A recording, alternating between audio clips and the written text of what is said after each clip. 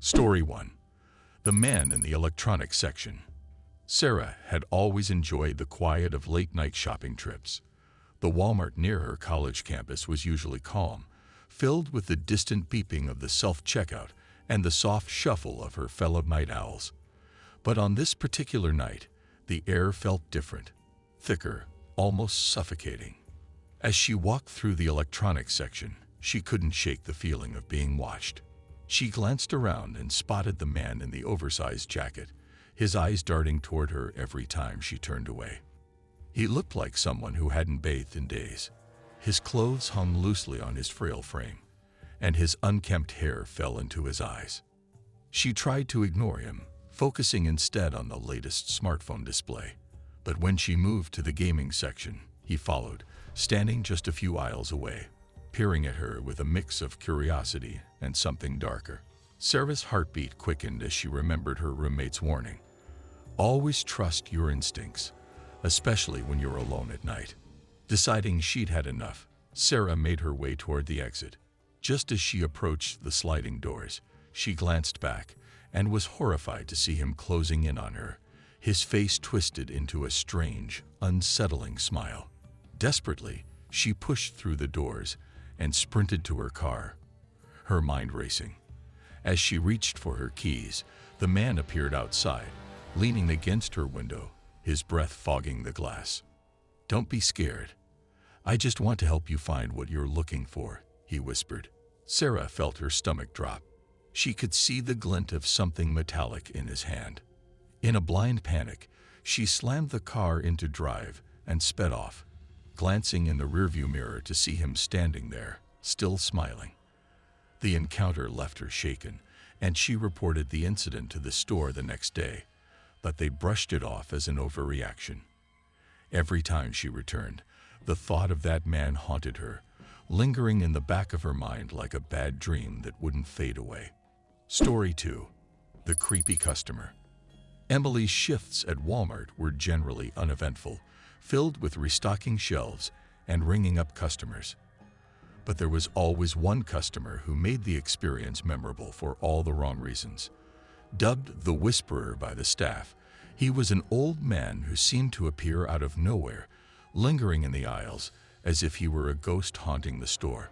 His presence became a running joke among the employees, but it was a nervous laughter that masked their unease. One night, as Emily was working late, she saw him again. He stood at the end of the cleaning supplies aisle, his gaze fixed on her. He wore a tattered old coat, and his eyes seemed to glow with an unsettling intensity. "Why are you here so late?" he asked, his voice a low rasp that sent shivers down her spine. She chuckled nervously, trying to deflect his strange question. "Just doing my job," she replied, forcing a smile. He tilted his head, as if studying her, before saying, "You shouldn't be here. Not alone." The way he said it made Emily's skin crawl. She quickly walked away, trying to dismiss the encounter as just another oddity of the night shift. But as the days passed, the man's warning echoed in her mind. What did he mean?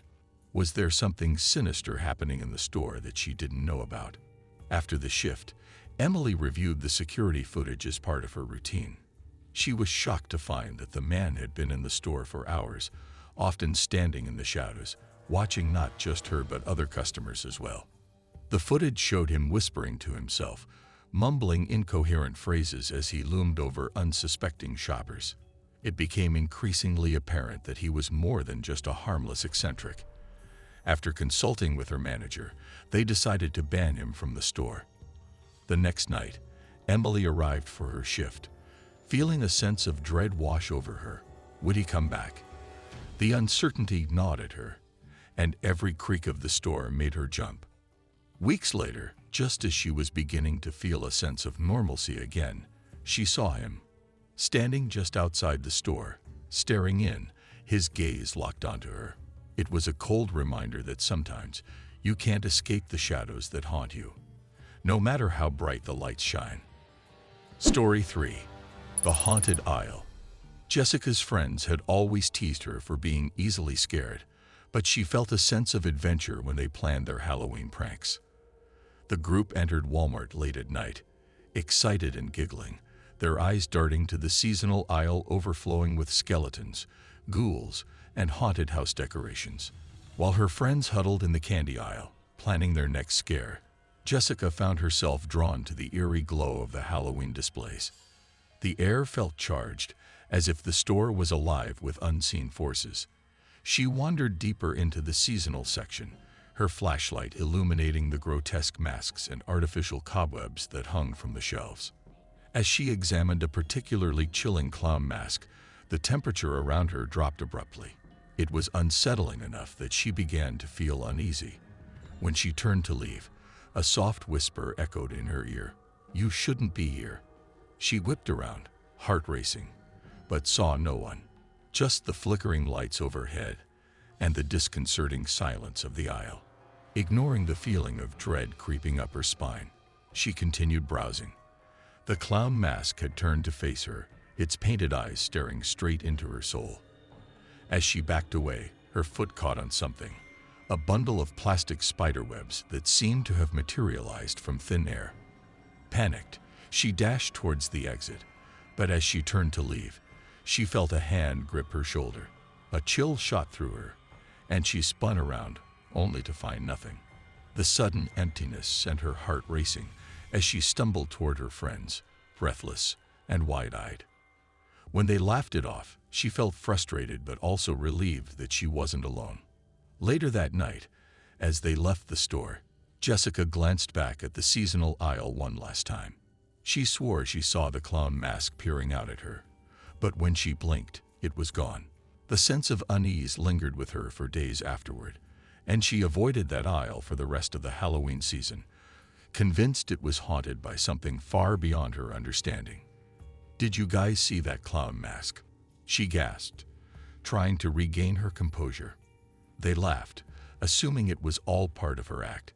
However, when they entered the aisle together, the mask was gone, as if it had never existed. Jessica couldn't shake the feeling that the aisle had a life of its own. That night, as they left Walmart, she turned back one last time, and for a brief moment, she swore she saw the mask peeking out from behind a stack of decorations. The unsettling encounter haunted her thoughts for weeks.